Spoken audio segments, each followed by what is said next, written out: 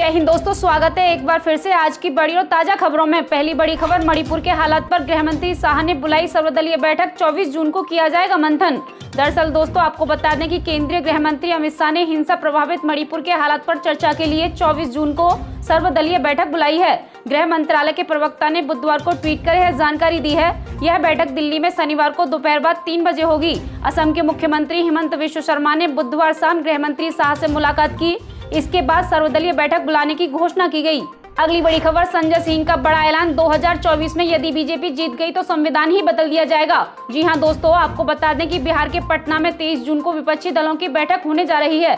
ऐसे में दिल्ली के सीएम अरविंद केजरीवाल ने सभी विपक्षी दलों के नेताओं से अपील की है, बिहार में होने वाली बैठक में दिल्ली अध्यादेश को मानसून सत्र के दौरान संसद में गिराने के मसले पर सबसे पहले चर्चा की जाए। अब आम आदमी पार्टी के सांसद संजय सिंह ने इस अध्यादेश को लेकर कहा कि पिछले दिनों अरविंद केजरीवाल ने लगभग सारे विपक्षी नेताओं से मुलाकात की है और सभी ने एकजुट होकर इस अध्यादेश के मुद्दे पर हमें समर्थन दिया है। जी हां दोस्तों, आप नेता संजय सिंह ने कहा कि ये कोई सामान्य मुद्दा नहीं है, इसमें दिल्ली की 2 करोड़ जनता का अधिकार छीना गया है। भारत के सर्वोच्च न्यायालय के फैसले को पलटा गया। चर्चा के बाद सार्थक परिणाम 23 जून की बैठक में निकल कर आएंगे। शरद पवार के बीजेपी को लेकर दिए गए बयान के बाद संजय सिंह ने कहा, जो पार्टी 8 दिन में सर्वोच्च न्यायालय के फैसले को पलट सकती है, चुनी हुई सरकारों को गिरा सकती है, वह निश्चित तौर पर संविधान बदल सकती है। उन्होंने कहा 2024 में अगर बीजेपी जीत गई तो शायद यहाँ पर कभी चुनाव ही ना हो और संविधान ही बदल दिया जाए। अगली बड़ी खबर, पीएम मोदी का 27 जून को भोपाल में होने वाला रोड शो कैंसिल, पीएमओ ने नहीं दी मंजूरी। जी हां दोस्तों, आपको बता दें कि प्रधानमंत्री नरेंद्र मोदी का 27 जून को भोपाल में होने वाला रोड शो अब नहीं होगा। रोड शो को प्रधानमंत्री कार्यालय ने मंजूरी नहीं दी है। ये दूसरी बार हुआ जब भोपाल में प्रधानमंत्री नरेंद्र मोदी के रोड शो को स्थगित किया गया। इससे पहले अप्रैल में भी पीएम मोदी के आगमन पर भोपाल में रोड शो होना था, लेकिन उसे स्थगित कर दिया गया था। इंदौर में एक मंदिर में हुए हादसे को देखते हुए ऐसा किया गया था। वहीं पीएम नरेंद्र मोदी 27 जून को मध्य प्रदेश के दौरे पर रहेंगे। प्रदेश बीजेपी की मंशा थी कि भोपाल में प्रधानमंत्री नरेंद्र मोदी का रोड शो आयोजित हो, लेकिन पीएमओ ने रोड शो को मंजूरी नहीं दी। पीएम नरेंद्र मोदी स्टेशन से 5 किलोमीटर का सफर तय कर 10 मिनट में ही लाल परेड ग्राउंड पहुंच जाएंगे। वहीं लाल परेड ग्राउंड पर पीएम मोदी बूथ विस्तार अभियान के कार्यक्रम में शामिल होंगे। अगली बड़ी खबर, विपक्षी बैठक से पहले ईडी और आयकर विभाग की रेड, मुख्यमंत्री नीतीश कुमार के साले के यहाँ हुई छापेमारी। जी हां दोस्तों, आपको बता दें कि राजधानी पटना में शुक्रवार को विपक्षी एकता की बैठक होनी है, तो वहीं दूसरी ओर बेगूसराय में नीतीश कुमार के करीबी मंत्री और पूर्व विधानसभा अध्यक्ष विजय चौधरी के साले के यहां पर छापेमारी हो रही है। छापेमारी करने के लिए सुबह सुबह ईडी और इनकम टैक्स की टीम ने धावा बोल दिया। अजय सिंह उर्फ कारू सिंह उद्योगपति हैं, उनकी अपनी लोहे की फैक्ट्री है और ठेकेदार भी हैं। वहीं फिलहाल किस मामले में जांच एजेंसियों की टीम पहुंची है, यह अभी साफ नहीं हो पाया है। अगली बड़ी खबर, बीजेपी सांसद किरोड़ीलाल मीणा को पुलिस ने किया गिरफ्तार, हो रही नारेबाजी। जी हां दोस्तों, आपको बता दें कि पिछले कई दिनों से अशोकनगर थाने के सामने धरना दे रहे भाजपा सांसद किरोड़ीलाल मीणा को आज पुलिस ने गिरफ्तार कर लिया। उन्हें चाकसू थाने ले जाया गया। उनके साथ बड़ी संख्या में उनके समर्थक मौजूद हैं। थाने में पहुंचकर सरकार के खिलाफ नारेबाजी हुई। दरअसल आज सुबह 9 बजे ही सांसद किरोड़ीलाल मीणा धरना स्थल से नहाने के लिए जैसे ही वहां से रवाना हुए, पुलिस ने धरना स्थल को घेर लिया था और खड़ी गाड़ियों को क्रेनों के द्वारा उठाकर जब्त कर लिया गया। उसके बाद वहां पर पुलिस का पहरा लगा दिया गया। उसके बाद से वहां पर गहमा गहमी का माहौल भी बन गया। फिर पुलिस ने उन्हें वहां से 50 किलोमीटर दूरी पर चाकसू थाने ले गई, जहां पर उनके समर्थक सरकार के खिलाफ नारेबाजी कर रहे थे। वहां पर बड़ी संख्या में लोग भी जुट गए। जी हां दोस्तों, भाजपा सांसद मीणा ने आरोप लगाया था कि खान विभाग में करीब 66,000 करोड़ रुपए का घोटाला हुआ है। अगली बड़ी खबर, असम परिसीमन को लेकर कांग्रेस ने उठाए सवाल, कहा बीजेपी की एजेंसी की तरह काम कर रहा चुनाव आयोग। जी हां दोस्तों, आपको बता दें कि चुनाव आयोग ने असम के लिए परिसीमन मसौदा दस्तावेज जारी करते हुए पूर्वोत्तर राज्य में विधानसभा सीटों की संख्या 126 और लोकसभा सीट की संख्या 14 पर बरकरार रखने का प्रस्ताव दिया है। अब इसे लेकर विपक्ष हमलावर हो गया है। विपक्ष ने आरोप लगाया कि चुनाव आयोग बीजेपी और असम के सीएम हिमंत विश्व शर्मा के इशारों पर काम कर रहा है। कांग्रेस की तरफ से कहा गया कि सत्ता के प्रभाव में आकर चुनाव आयोग ने मसौदा तैयार किया है। वहीं विपक्ष के आरोपों के बाद इस मामले को लेकर राजनीति और भी तेज हो गई है। जी हां दोस्तों, असम प्रदेश कांग्रेस कमेटी के अध्यक्ष भूपेन बोरा ने परिसीमन प्रस्ताव को लेकर बीजेपी पर करारा हमला भी बोला। साथ ही उन्होंने चुनाव आयोग के फैसले पर भी सवाल उठाए। बोरा ने कहा कि ये काफी दुर्भाग्यपूर्ण है कि चुनाव आयोग बीजेपी की एजेंसी की तरह काम कर रहा है। बीजेपी के लिए चुनाव आयोग फ्रंट एजेंसी की तरह है। आपको पता है कि ये मामला पहले से ही सुप्रीम कोर्ट में है और कोर्ट ने 25 जुलाई को सुनवाई की तारीख तय की है। इसके बावजूद प्रस्ताव दे दिया गया। जी हाँ दोस्तों, कांग्रेस नेता ने कहा कि ये लोग असम के लोगों को गुमराह करने का काम कर रहे हैं। प्रदेश कांग्रेस कमेटी के अध्यक्ष भूपेन बोरा ने असम के सीएम हिमंत विश्व शर्मा के उस बयान पर भी सवाल उठाए हैं जिसमें उन्होंने कहा था कि असम के मूल लोग सुरक्षित हैं। अगली बड़ी खबर, सुशील कुमार मोदी का बड़ा बयान, जिसके पास एक भी एमपी नहीं वो 303 सांसदों वाली पार्टी को दे रहा चुनौती। जी हां दोस्तों, आपको बता दें कि बिहार के पूर्व उप मुख्यमंत्री और राज्यसभा सदस्य सुशील कुमार मोदी ने गुरुवार को मीडिया से बातचीत के दौरान विपक्षी एकता की बैठक पर तीखा हमला बोला। सुशील मोदी ने कहा कि इससे बिहार की जनता को कोई संदेश नहीं मिलने वाला। तंज कसते हुए कहा कि जेल जाने के डर से यह बैठक बुलाई गई। उन्होंने यह भी कहा कि विपक्ष लाख प्रयास कर ले, लेकिन जनता ने मन बना लिया है कि वह 40 में से 40 सीट बीजेपी को ही मिलेंगी। जी हां दोस्तों, एक सवाल यह भी है कि तेजस्वी यादव कह रहे हैं कि यह बैठक बदलाव के लिए हो रही है और बिहार सेंटर रहा है। इस पर सुशील कुमार मोदी ने तंज कसते हुए कहा, बदलाव का सेंटर तो रहा है, इसलिए नरेंद्र मोदी को पिछले लोकसभा चुनाव में 39 सीट मिली थी और तेजस्वी यादव का तो खाता भी नहीं खुला था। जिस पार्टी का एक भी एमपी नहीं वो 303 सांसदों वाली पार्टी को चुनौती दे रहा है। अगली बड़ी खबर, शरद पवार ने पीएम मोदी की आलोचना, मणिपुर हिंसा को लेकर केंद्र पर भड़के। जी हां दोस्तों, आपको बता दें कि राष्ट्रवादी कांग्रेस पार्टी के अध्यक्ष शरद पवार ने मणिपुर हिंसा को लेकर केंद्र सरकार पर निशाना साधा है।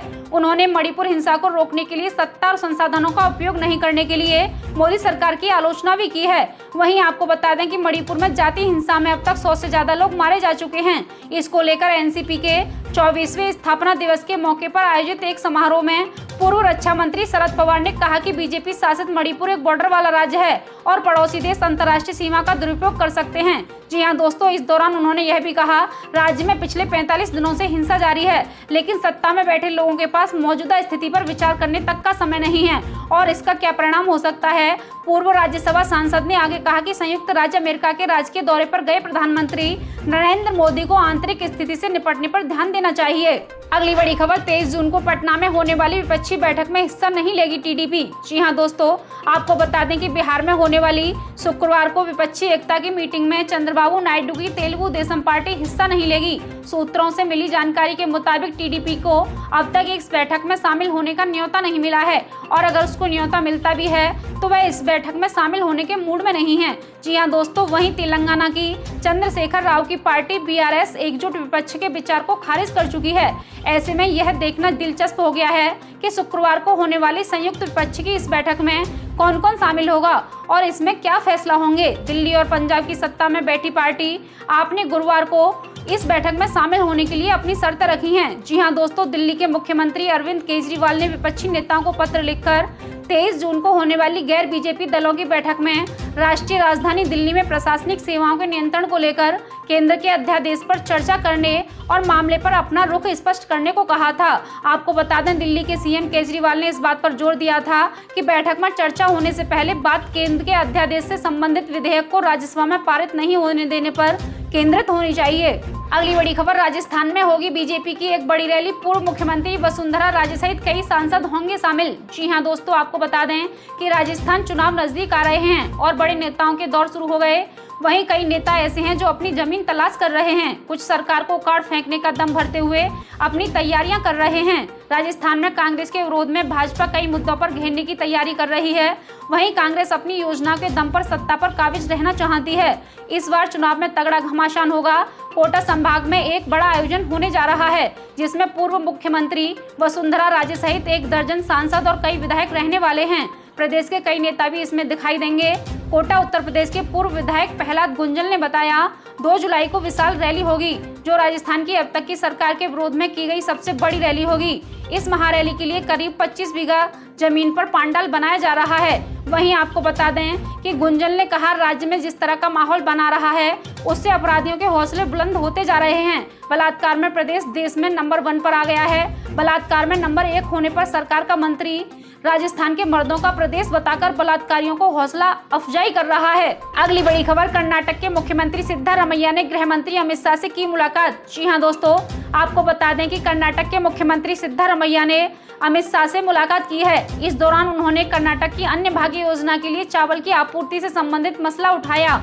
इसके बाद अमित शाह ने केंद्रीय खाद्य मंत्री पीयूष गोयल से इस मुद्दे पर चर्चा करने की बात कही है। इससे पहले सीएम सिद्धारमैया ने राष्ट्रपति द्रौपदी मुर्मू से भी मुलाकात की है। आपको बता दें, सिद्धारमैया ने अमित शाह से मुलाकात से पहले कहा, मुख्यमंत्री बनने के बाद मैं राष्ट्रपति से नहीं मिला था, मैंने उनसे शिष्टाचार भेंट की है, मैं गृह मंत्री से मुलाकात करूंगा, यह भी शिष्टाचार मुलाकात होगी, उसमें कोई बड़ी चर्चा नहीं होगी, लेकिन स्थिति के मुताबिक कुछ मुद्दे उठाए जा सकते हैं। सिद्धारमैया ने एक सवाल के जवाब में कहा, गृह मंत्री से मुलाकात के दौरान वह चावल आपूर्ति का मुद्दा उठाएंगे। कर्नाटक के मुख्यमंत्री ने आरोप लगाया कि चावल आपूर्ति के संबंध में भारत सरकार ने तुच्छ राजनीति और नफरत की राजनीति की है। अगली बड़ी खबर, व्हाइट हाउस पहुंचे पीएम मोदी, अमेरिकी राष्ट्रपति जो बाइडेन के साथ फर्स्ट लेडी ने किया स्वागत। जी हां दोस्तों, आपको बता दें कि प्रधानमंत्री नरेंद्र मोदी अपने अमेरिका दौरे के दूसरे दिन वाशिंगटन डीसी पहुंचे। यहां उन्होंने अमेरिका की फर्स्ट लेडी जिल बाइडेन से वर्जीनिया में आयोजित एक कार्यक्रम में मुलाकात की। इसके बाद पीएम मोदी व्हाइट हाउस पहुंचे, जहां उनका स्वागत अमेरिका के राष्ट्रपति जो बाइडेन और फर्स्ट लेडी जिल बाइडेन ने किया। बाइडेन ने व्हाइट हाउस में पीएम मोदी का गर्मजोशी से स्वागत किया। आपको बता दें कि आज शाम को व्हाइट हाउस में पीएम मोदी और जो बाइडेन के बीच आधिकारिक मुलाकात होगी, जहां प्रधानमंत्री मोदी का राजकीय सम्मान के साथ स्वागत किया जाएगा। उन्हें 21 तोपों की सलामी दी जाएगी। व्हाइट हाउस में भारत अमेरिका की द्विपक्षीय वार्ता होगी। उसके बाद व्हाइट हाउस में स्टेट डिनर का आयोजन किया जाएगा। अगली बड़ी खबर, दिल्ली में भाजपा अध्यक्ष जेपी नड्डा से मिले जीतन राम मांझी, बोले लोकसभा चुनाव साथ मिलकर लड़ेंगे। जी हां दोस्तों, आपको बता दें कि बिहार के पूर्व मुख्यमंत्री और हिंदुस्तानी आवामी मोर्चा के संस्थापक जीतन राम मांझी भाजपा के राष्ट्रीय अध्यक्ष जेपी नड्डा से मुलाकात की। बैठक में हम के राष्ट्रीय अध्यक्ष संतोष सुमन भी मौजूद थे। इससे पहले जीतन राम मांझी ने बेटे संतोष सुमन संग केंद्रीय गृह मंत्री अमित शाह से भी मुलाकात की थी। आपको बता दें कि भाजपा के शीर्ष नेताओं से मुलाकात के बाद मीडिया से बात करते हुए जीतन राम मांझी ने कहा कि हिंदुस्तानी आवामी मोर्चा आज से भाजपा नीत राष्ट्रीय जनतांत्रिक गठबंधन के साथ है। बिहार में हम मिलकर लोकसभा चुनाव लड़ेंगे। वहीं मांझी के बेटे संतोष सुमन ने कहा कि भाजपा नेतृत्व के साथ उनकी मुलाकात काफी सकारात्मक रही है। हम साथ मिलकर काम करेंगे और आने वाले समय में शोषितों, वंचितों और दलितों के लिए साथ मिलकर लड़ेंगे।